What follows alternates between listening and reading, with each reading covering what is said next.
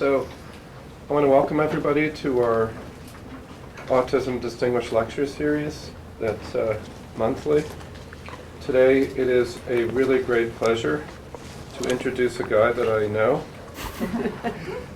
pretty well and admire, Mike Gandal. Mike grew up in the Washington, D.C. area where he played tennis, and he thought he was going to go pro when he was like 7 or 8, but he ended up being too smart for his own good. So he went to Stanford, where he was an undergraduate in biomedical computation, it's called, or it was an engineering major, some kind of bioengineering major at Stanford. It says it's a BS. I have a joke about BS, MS, and PhD. You can only imagine. But he has a lot of degrees. After Stanford, he went and got his MD PhD in bioengineering from the University of Pennsylvania, where he was actually using electrophysiology to look at behavior in rats. And so he had this very computational but non-molecular background. Then he came here to do the psychiatry research residency. And during his residency, he completed what I would call seminal work in the analysis of transcriptome and postmortem brain, which he's continuing as well as expanding in his own laboratory. I could embarrass him with a couple things, like on his CV and stuff. I remember, I haven't looked at it in a while, but I remember he won both the, when he was a PhD student, he got the award for the best neuroscience PhD and I think in like bioengineering or something as well. So he kind of took a clean sweep, and so his fellow students probably weren't so happy with him at that point. But anyway, he's been doing extraordinary work, and his energy and creativity is quite apparent. I mean, I've never seen somebody be so productive during their residency. And now that he's out of residency, his lab has grown large. He's getting grants and continues to do exciting work. So I'm really it's with great pleasure that I welcome here to give. This is his first CART lecture, so I'm really looking forward to it.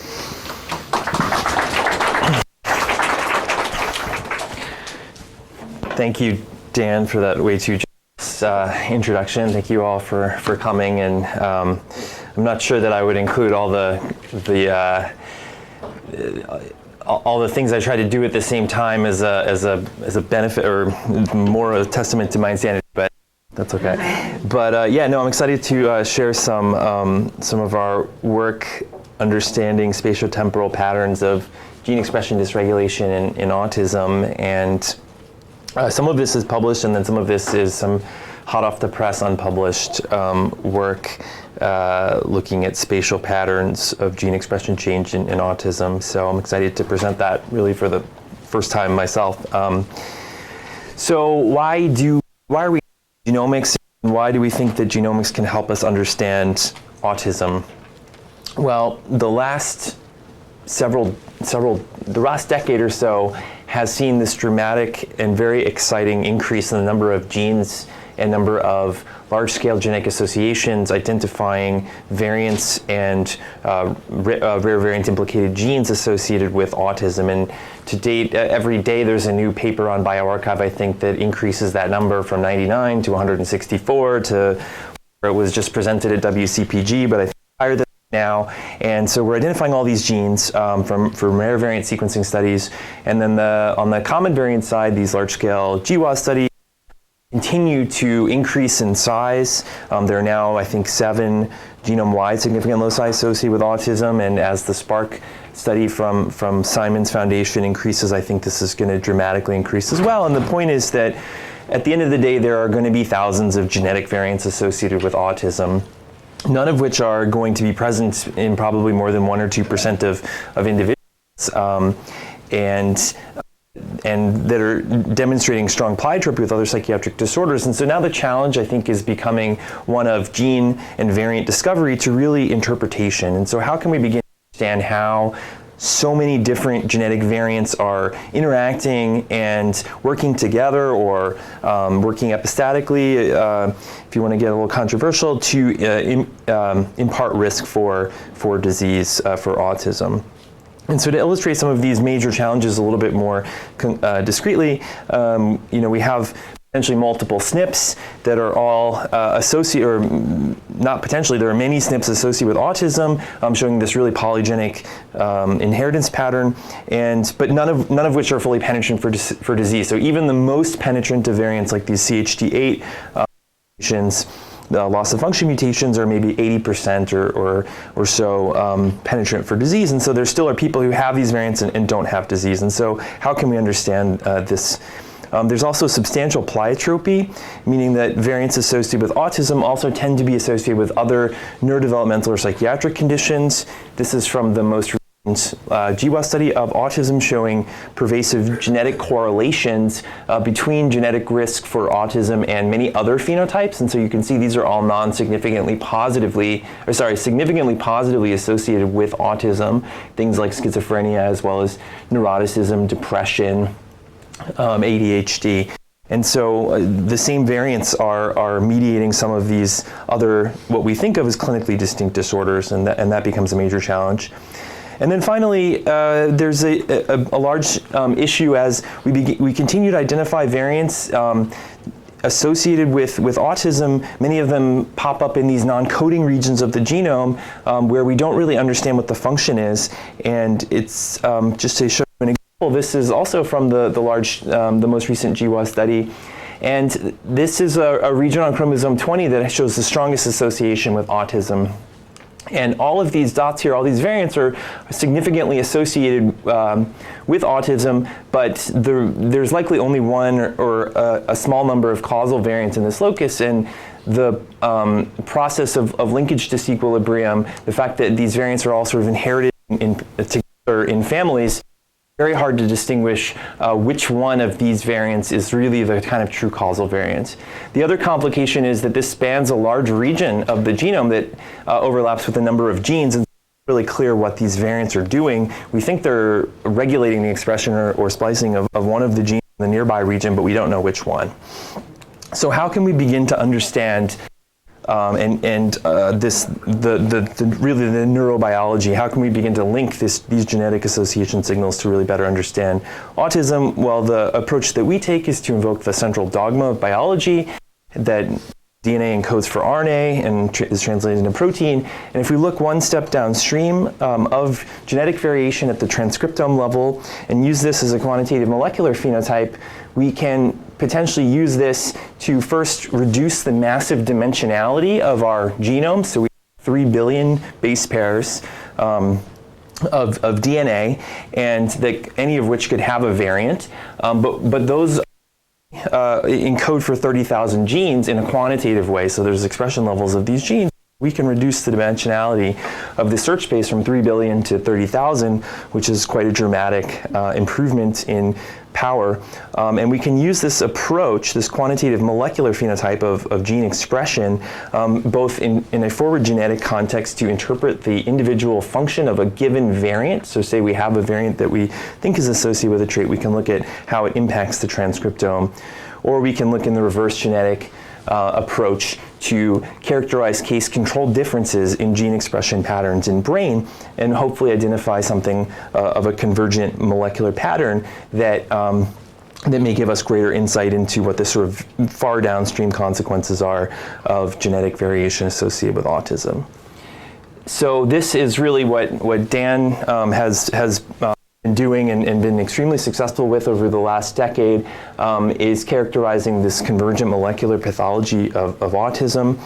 Dan and many members of the Geschwin lab, beginning with Irina Vonnegut in 2011 and continue with Neil and many others.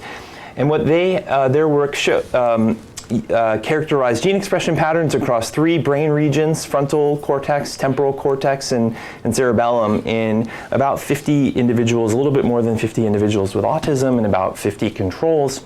And what these studies find was a remarkable convergence of gene expression dysregulation in autism, where about 2/3 of cases shown here cluster very closely together.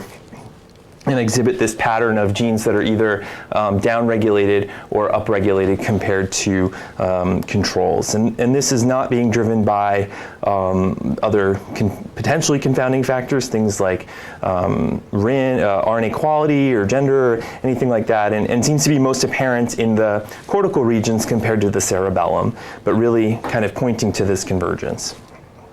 Now, seminal approaches from Steve Horvath and others have allowed us to take this gene expression signal and really look at the specific molecular pathways underlying these gene expression changes. So we know that genes do not act independently of each other. They work together, they form pathways, they form networks, they work together in certain cell types and certain subcellular contexts, and we can leverage shared patterns across our samples to sort of computationally pull out these modules of genes that represent at the sort of top level some of the major cell types present, or all of the major cell types present in the cerebral cortex from bulk tissue. And so using this approach, Neil was able to show, and Irina, that this signature of gene expression change in autism is really driven by subtle gene expression shifts within specific cell types, or related to cell type specific gene expression patterns, where the upregulated genes that are increased in expression in autism really reflect increase in astrocyte and microglial associated processes, and whereas these downregulated genes and modules really reflect neuronal and synaptic processes. And this really lends to a model of autism where, and I forgot to mention that the neuron and synaptic modules here show convergent enrichment for known genetic risk factors for autism, suggesting that the genetic factors are really what potentially are driving some of these changes, and whereas these may be sort of a secondary or a compensatory effect. And so this lends to a model of disease pathogenesis or pathophysiology, where you have different forms of inherited or de novo genetic variation that are impacting synaptic function and disrupting synaptic and neuronal processes, where you then have these glial, microglial and astrocyte processes that become upregulated. And the major question for me as a psychiatrist is, how specific is this to autism? We know that autism shares, as I mentioned up front, a number of pleiotrophic associations with other disorders like schizophrenia. And the question is this just something that's commonly observed across all neurodevelopmental or psychiatric disorders, or is there some specificity that can give us insights into the specific neurobiology of autism? And so that's what I've spent the last several years trying to do and characterize, is really define the brain level molecular pathology across many different psychiatric disorders, including autism, and really tease apart what the shared and specific components of this process are for these disorders. And so this is work that I'm presenting that was recently published as part of the PsycENCODE consortium. So this is a very large-scale, multi-investigator collaborative effort of over 100 investigators in 15 labs in the United States that worked together to compile the largest collection of postmortem brain samples from human cortex that have sort of been integrated together. And these included, it was I think over 2,000 brain samples, including 50 from autism, about almost 600 from individuals who had a diagnosis of schizophrenia, about 200 with a diagnosis of bipolar disorder, and nearly 1,000 controls. And these brain samples in these subjects really span the entire age range, from zero, from right after birth to 90 years old. And so we could really capture age-specific trajectories. And all of these, or most of these samples, underwent comprehensive genomic profiling, both characterization of and measurement of SNP genotypes, as well as RNA sequencing to get levels of gene expression. And we spent a whole lot of time trying to integrate and normalize and make sure that these data sets were comparable, and we could integrate them together in order to really compare differential expression patterns across these disorders, as well as to perform this type of network analysis that I had mentioned, and to see what components are across these different disorders. So what did we find? At the 10,000-foot view, the major overarching picture was that there is quite a large amount of shared molecular pathology across disorders like autism and schizophrenia and bipolar disorder, which was at first quite remarkable, given that clinically we think of these as such distinct disorders and they have such different trajectories of autism beginning very early in life and the other two beginning much later. But what we see is that the genes upregulated in autism, for example, shown here in this red circle, really substantially overlap with those seen in schizophrenia, as well as a little bit lesser degree of those in bipolar disorder, and the same thing shown here for the downregulated genes. And we can actually plot the effect in schizophrenia here on the x-axis versus the effect in other disorders, so in autism in red or bipolar in green, for all about 15,000 genes expressed in the brain. And you can see there's a positive linear relationship here indicating substantial sharing of this gene expression change. And the slope is much more severe in autism compared to bipolar disorder, indicating that changes in autism are about 5 times more severe in terms of molecular pathology than schizophrenia and bipolar. These genes, what do they really represent? We can do pathway and cell type specific analysis, and we largely see a lot of the same types of ontology terms for the up and down regulated genes as we had observed previously. So a lot of the upregulated involved in inflammatory, whereas a lot of the down are involved in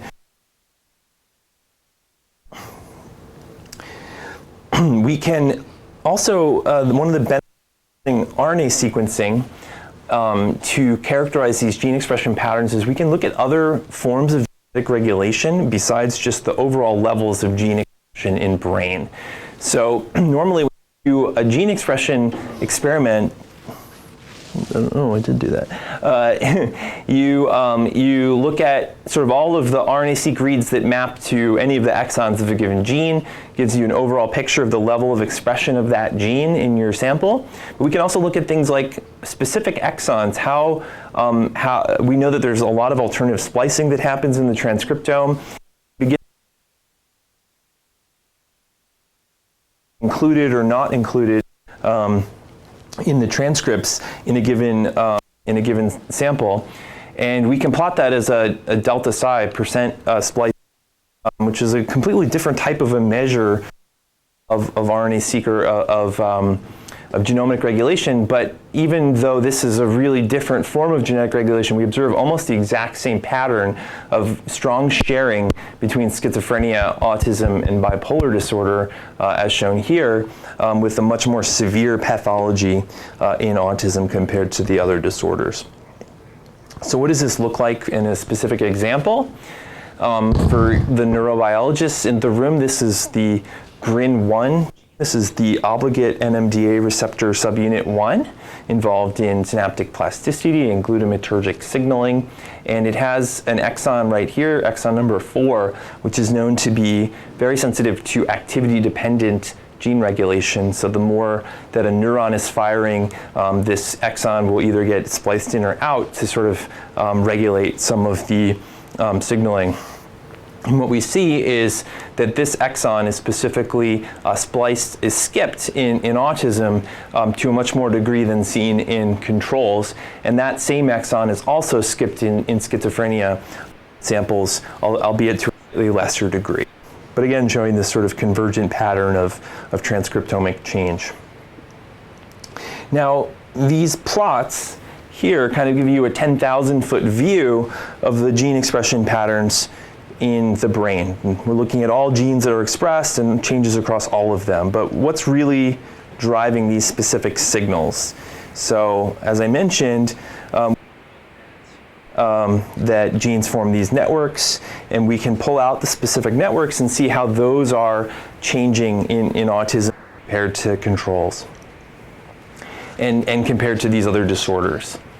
And what we find is that we continue to observe a number of neuron-enriched gene modules that are downregulated in autism as well as in other disorders like schizophrenia. And these tend to be the ones that are enriched for genetic variation associated with these traits. So very similar to what we saw in autism previously, or Vonnegut and Parikshack papers showed, we're also observing in schizophrenia as well. Bless you. In contrast, the astrocyte modules, or this glial and inflammatory signaling that we had that had previously been observed in autism, we are also observing in disorders like schizophrenia, and this is also upregulated. Very similar to what had been seen before.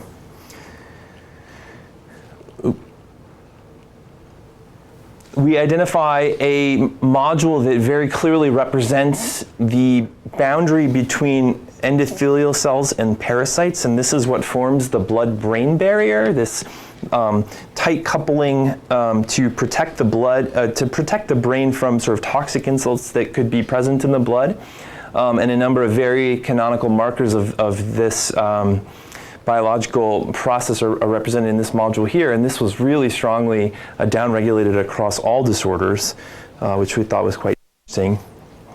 But again, all of these are sort of showing convergent or shared biological changes across what we think of as distinct disorders. Whereas we were really struck by this module, and this is what I've been very interested in for quite some time. So we identified a module that very clearly represents microglial related processes and includes canonical markers that people would stain for if they were to look for microglia in brain samples like AIF1 or TYRO-BP or some complement receptors. And this actually began to show a very distinct process, distinct changes across disorders. So this was strongly upregulated in autism, as we had seen before, but actually showed the opposite pattern.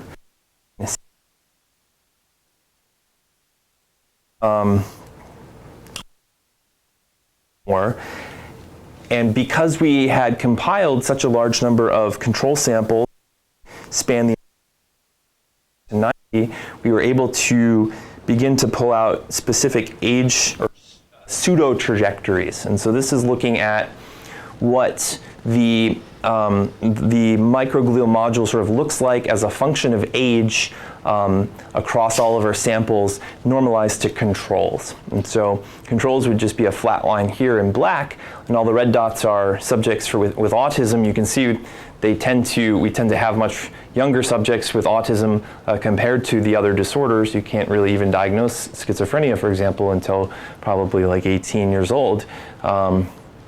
And so what was most striking in this result here is that in autism you can see microglial processes are very significantly upregulated throughout the lifespan, and it really seems to peak quite early in age. We obviously don't have cases before they can be diagnosed at 2 or 3 years old, but we do have a handful of cases of a very early childhood, and you can see that this is really peaking around this time.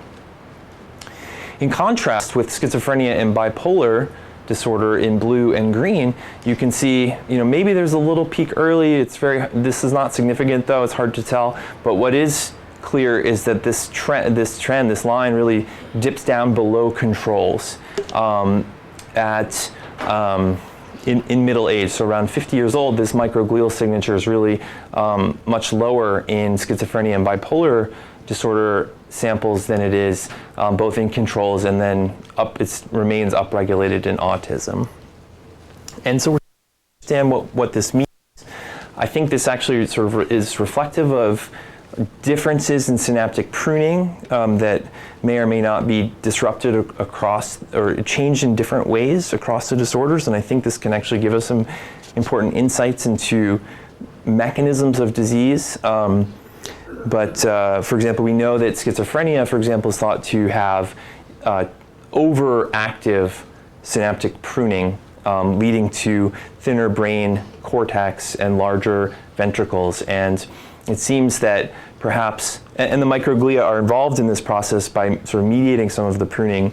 And I think that perhaps there's a sort of compensatory change right here where the microglia are trying to sort of put the brakes on this overactive pruning, but can't do it. And I think actually the opposite thing might be happening in autism, where there's a deficit in pruning, and the microglia are trying to upregulate themselves to compensate for that.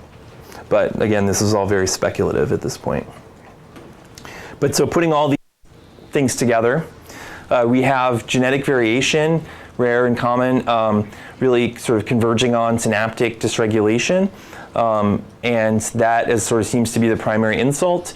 And then upregulation of astrocytes, microglia, and this disruption in the blood-brain barrier that are happening. And we observe all of these processes in autism.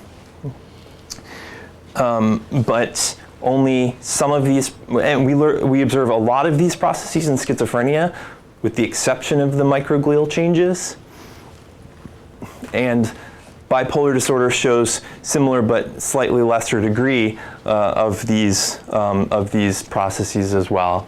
And so using this approach, we can begin to understand what are some of the sort of core shared components of disease and of neuropsychiatric sort of pathophysiology, but then also what are some of the very specific aspects of potentially specific to autism, or that can differentiate autism from these other disorders. Now, I mentioned that we're using RNA sequencing,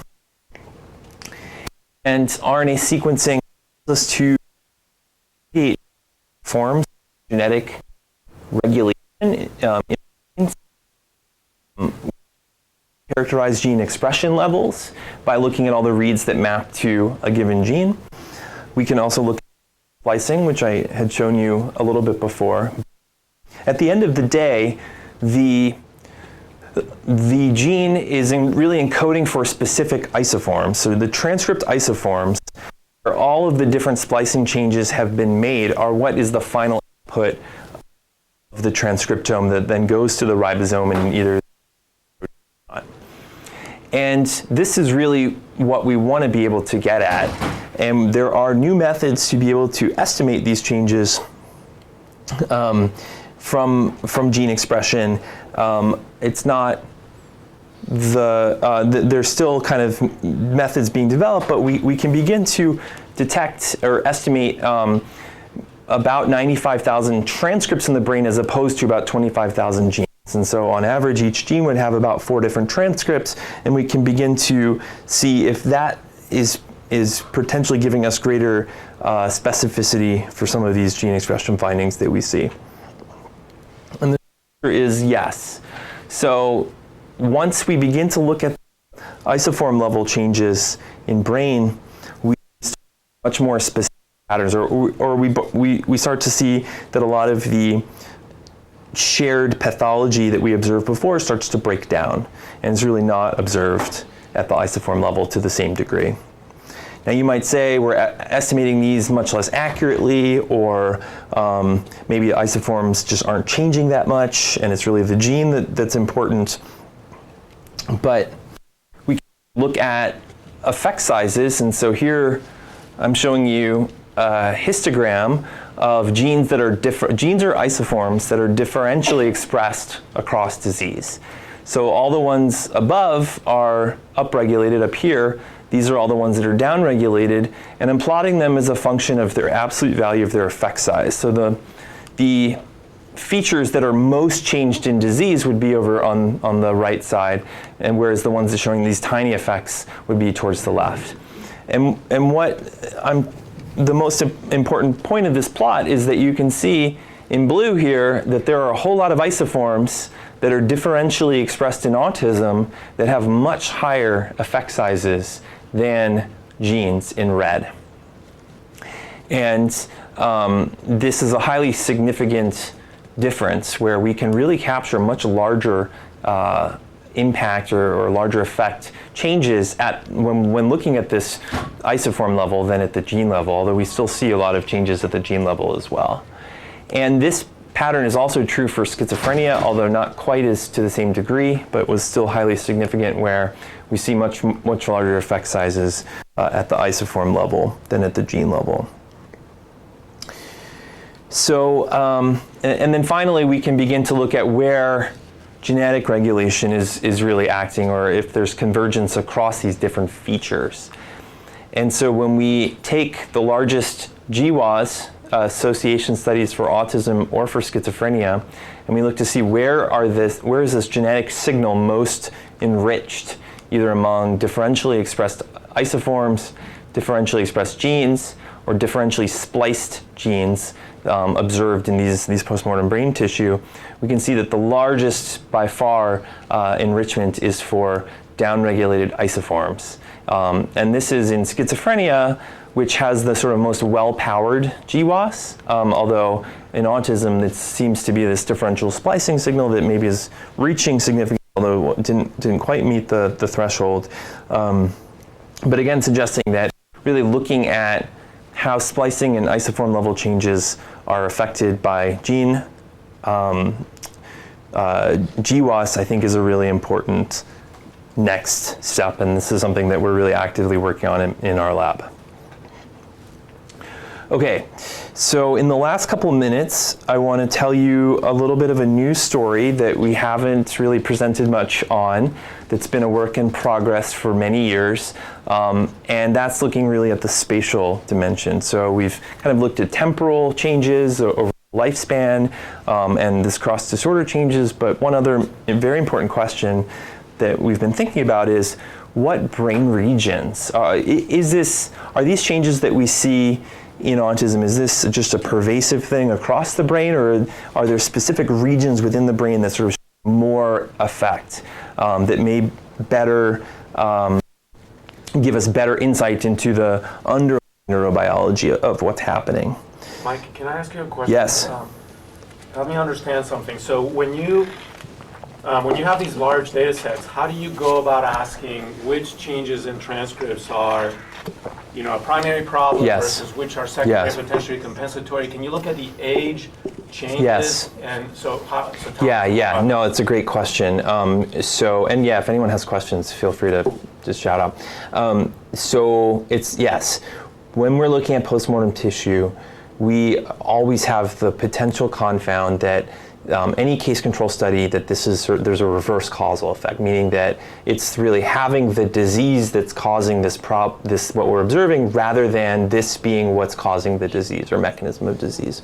So there's a few different ways that we can begin to tease apart those two scenarios. The first one is to look at where genetic variation that is known to be associated with disease, where that falls.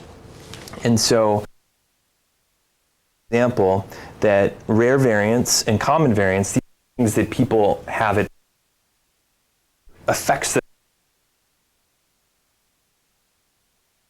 be before anyone has disease. And so if we can find convergence here, or find specific variants that are impacting these processes, then we can be much more confident that this is a primary pathogenic effect rather than some secondary and compensatory thing.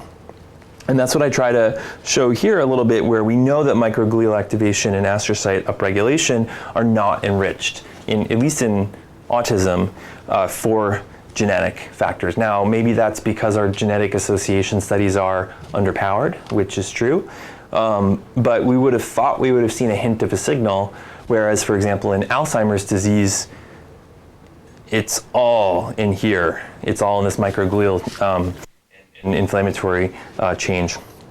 So that's another way to begin to look at it. And then the third way that we looked at it a little bit in this paper was making these pseudo trajectories.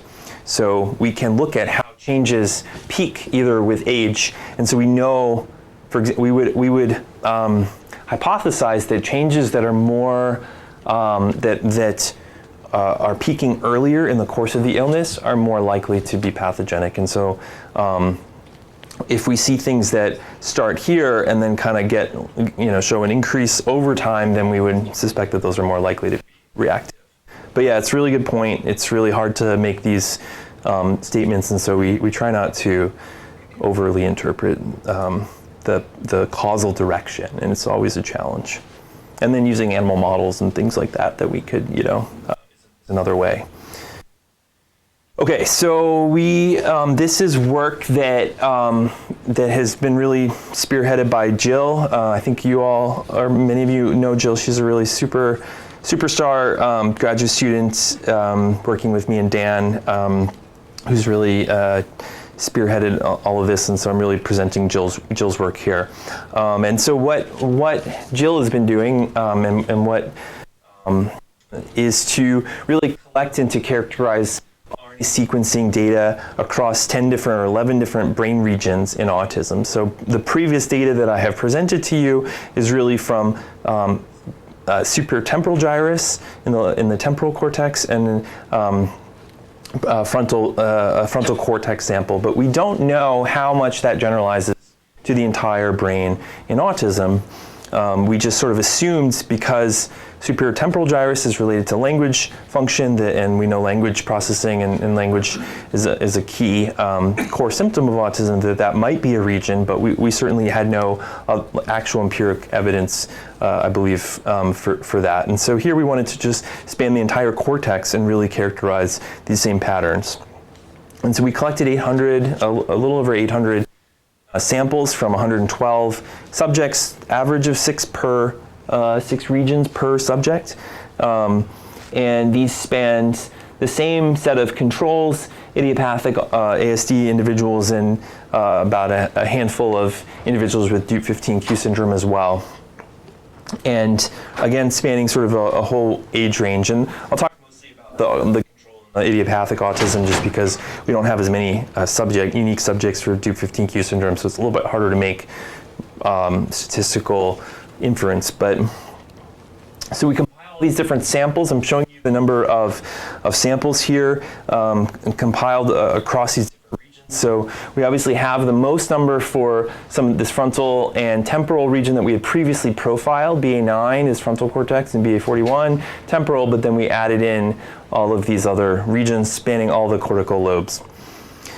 And so what do we see here? Here I'm showing you, or Jill is showing you, the number of differentially expressed either genes or isoforms within each region. And so this is a whole cortex model. This is a model that takes into account all of the regions that we have for every individual and uses a random effect to control for multiple repeated measures from a given subject. And what we see here is that there is a very large number of genes in purple differentially expressed, very similar to what we've seen before, and many more isoforms that are differentially expressed. Again, what I sort of showed you with these larger effect sizes at the isoform than the gene level.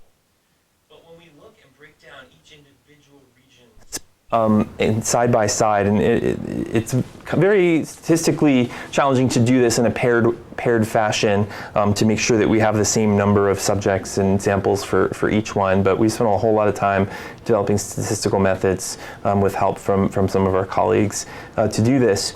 And what really comes out here is that the number of genes, if we look at number of genes that are differentially expressed, the region that shows the greatest magnitude of dysregulation is in the visual cortex. Now, this is exactly the opposite of what we were expecting when we started this project. We thought, okay, visual cortex, we need something in the, we want to capture the whole all the lobes and the whole region of the brain, but individuals with autism can see fine. There's not like a huge lesion there or something like that. So this region is going to be like a control, and then we can use that kind of as a comparison. So we spent many, many months agonizing and trying to figure out why this was wrong, and we couldn't do it. When we look at these plots comparing gene expression changes, this is the test statistic for differential expression in the whole cortex, so this whole model at the top, and we then compare that to each one of the 4 lobes, we can get some sense of this severity. And basically the point here is that the frontal, parietal, and temporal lobes all show about the same severity of change. The slope is pretty much indistinguishable from one. whereas in occipital cortex in BA17, this slope is 1.4, meaning that the changes observed in occipital cortex are 1.4 times more severe than the rest of the brain. And this is highly significant, although it's still a relatively small effect, but it is highly significant. So we wanted to know, so some previous work had shown that from Dan and from Irina Vonnegut and Neil Parikshak had shown that there's this attenuation in cortical patterning in autism. So what that means is that the normal gene expression patterns that differentiate the different regions of the brain were somehow disrupted. And so maybe it's just that is happening in the visual cortex, that it doesn't really look like visual cortex, or it's not really acting the same way at a gene expression level. And so we developed a statistical method to really characterize within controls and within autism individuals separately, using paired samples, the number of genes that are differentially expressed between two regions. And so this is, for example, in BA17, so between visual cortex and temporal cortex in controls, there are about 4,000 genes that are normally differentially expressed that would sort of set up these different gradients or maybe represent the unique cortical areal identity of these two regions. When we look at autism, that difference is almost completely gone. And we can take this number, there's 3,700 genes that are differentially expressed, and we can perform some statistical bootstrapping, flipping labels, and trying to get a confidence interval around here. And this is a highly significant effect where this patterning is really lost in autism. And then we can repeat this approach for all pairs of cortical regions in autism. Here are the 11 different regions that we profiled, and what I'm showing you here is where the patterning is lost or attenuated in autism, and this is the significance level.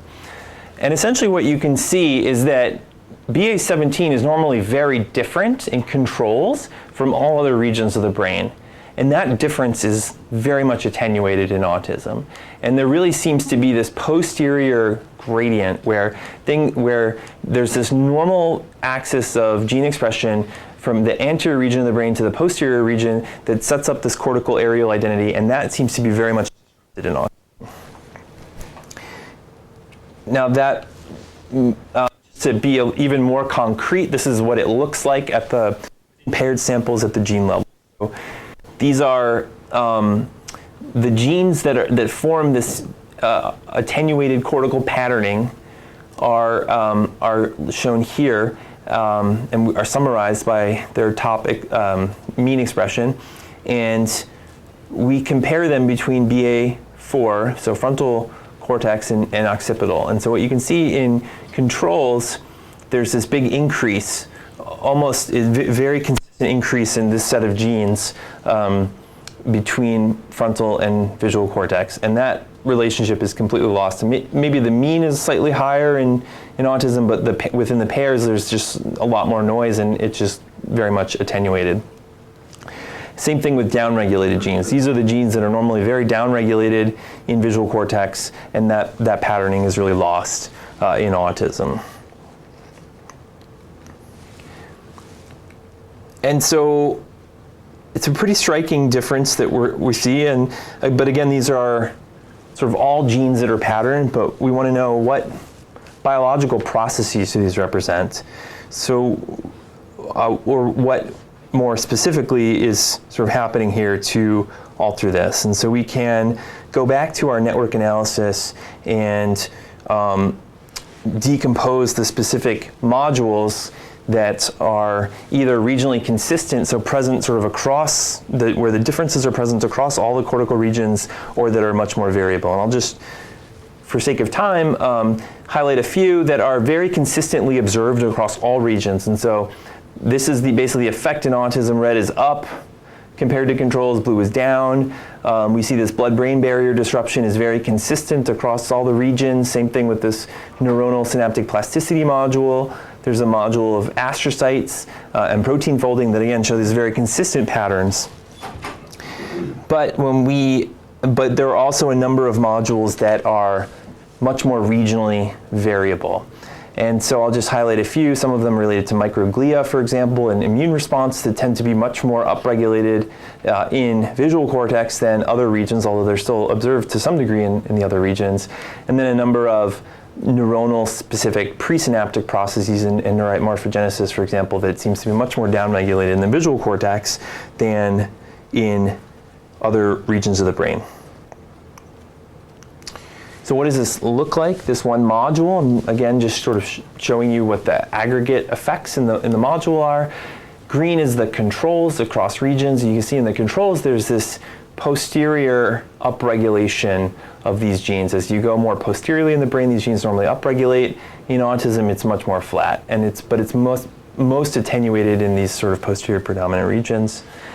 And these reflect, this module happens to reflect a number of presynaptic signaling genes like the GABA A alpha 1 receptor, SNAP25, which is involved in vesicle fusion and neurotransmitter release, and a number of sort of ATP and mitochondrial relevant genes. And so this can begin to give us some idea of some of the specific changes that are happening. But why is this happening, I guess, is another major question. Is it really this visual cortex that's most disrupted in autism, or what could be one explanation for this? We thought long and hard, and Jill came up with a great idea that maybe it's related to the density of the neurons and synapses in this region. And surprisingly, there's not a lot of great data from humans about just standard morphology and neuron density in different regions of the brain.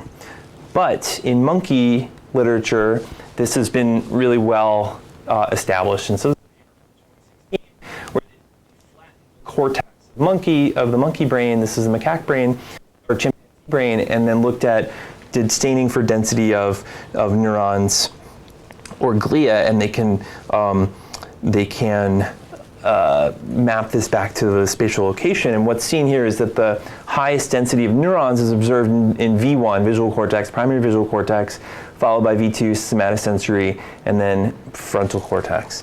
And so we were wondering, does this pattern that we see, the difference in autism, reflect potentially these known neuronal synaptic density differences between the different cortical regions?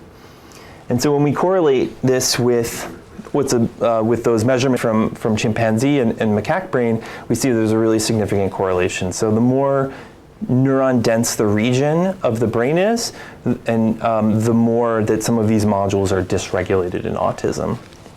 And so what we think we have is really this more generalized synaptic deficit than that's being picked up maybe more because there's more density and more synapses in the visual cortex compared to other regions. But I think this has been very, very sort of thought-provoking for us. So kind of putting all this together, what we really see is that the molecular pathology in autism is really present throughout the whole brain, but shows often this sort of more posterior predominant increase in magnitude, especially for the visual cortex. That this normal gradient of patterning that differentiates different cortical regions from each other is very much attenuated in autism, in a very posterior predominant fashion as well. We continue to identify a number of biological processes that are shared and sort of represented across the entire brain. These include some of these immune and astrocyte and microglial processes, as well as some neuronal and synaptic plasticity processes. But then the things that seem to be much more regionally specific maybe are more correlated with neuronal density. And so these are things that we are now trying to understand what's happening at sort of a single cell level. So with that, I'd like to thank you all for your attention and thank the Geschwin lab and my lab for really doing all the heavy lifting here, especially Jill here, who did all the cortical patterning work and all the pan-cortical work, as well as Neil and Gokul and Vivek, who helped a lot with dissecting some of these samples, and to our collaborators in the PsycEncode Consortium put a lot of these big brain data sets together. So thank you all for your attention.